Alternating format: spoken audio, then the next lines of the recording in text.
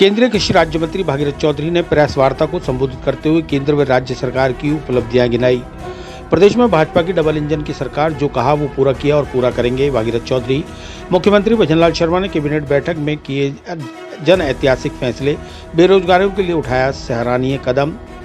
पूर्ववर्ती कांग्रेस सरकार के कुप्रबंधन के चलते गहराया था बिजली संकट। सीएम शर्मा ने सरप्लस स्टेट बनाने की दिशा में शुरू किया कार्य। केंद्रीय कृषि राज्य मंत्री भागीरथ चौधरी ने कहा कि मुख्यमंत्री भजनलाल शर्मा की कैबिनेट बैठक में किए गए फैसलों को ऐतिहासिक बताते हुए यह कहा कि भाजपा की डबल इंजन सरकार है, जो कहा है वह पूरा किया है और आगे भी पूरा करेगी। प्रदेश की पूर्ववर्ती कांग्रेस सरकार ने बेरोजगार युवकों को समय पर नौकरी नहीं दी, जबकि सरकारी विभागों में अनेक पद रिक्त थे। भाजपा सरकार ने बेरोजगारों के हितों का ध्यान में रखते हुए विभागों में छानबीन की तो कई पद रिक्त पाए गए। ऐसे में सरकार ने कैबिनेट में तत्काल निर्णय करते हुए एक साथ 90,000 युवकों को सरकारी नौकरी देने का सराहनीय कार्य किया है।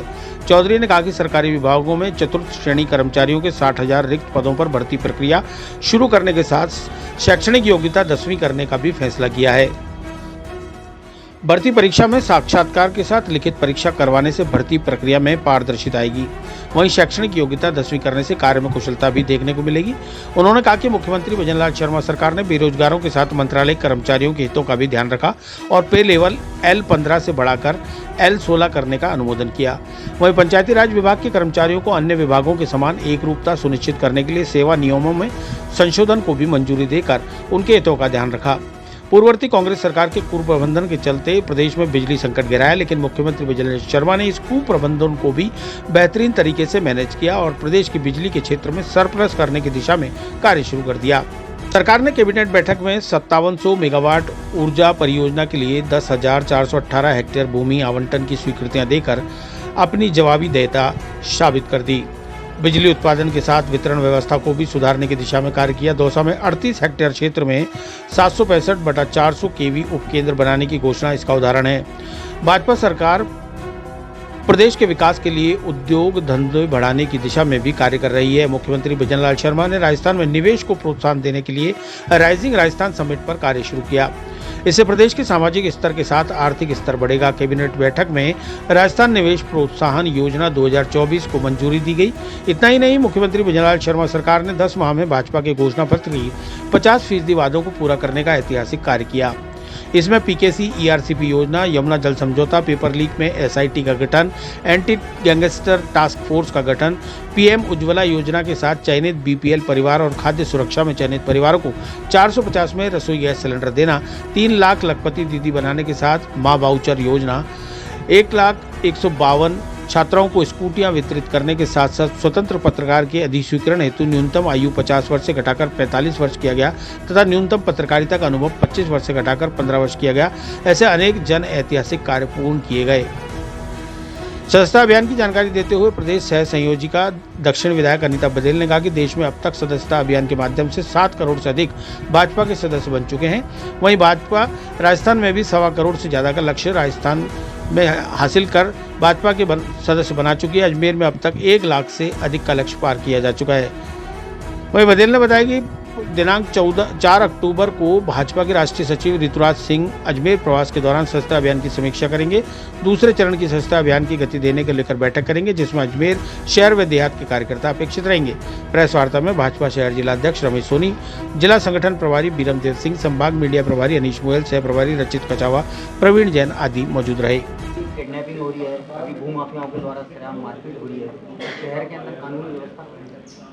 देखिए, हम मानते हैं कि कुछ अराजकता या कोई भी जो कानून को तोड़ने वाला व्यक्ति, वो नहीं तो देश का होता है, नहीं कोई समाज का होता है और नहीं कोई पार्टी का होता है।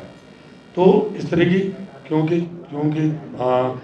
विधानसभा के चुनाव थे, उसके बाद फिर पार्लियामेंट के चुनाव आ गए थे और कुछ इस तरह से प्रशासन में तो बदलाव में काफ़ी थोड़ा समय लग गया। इस वजह से थोड़ी बहुत कुछ वास्तव में हम भी इस चीज़ को महसूस करते हैं, परंतु आपको देखने में आएगा कि कानून व्यवस्था आमूलचूल होगी, हर व्यवस्था आमूलचूल होगी और जितनी भी विकृतियाँ हैं वो सब विकृतियाँ दूर होगी।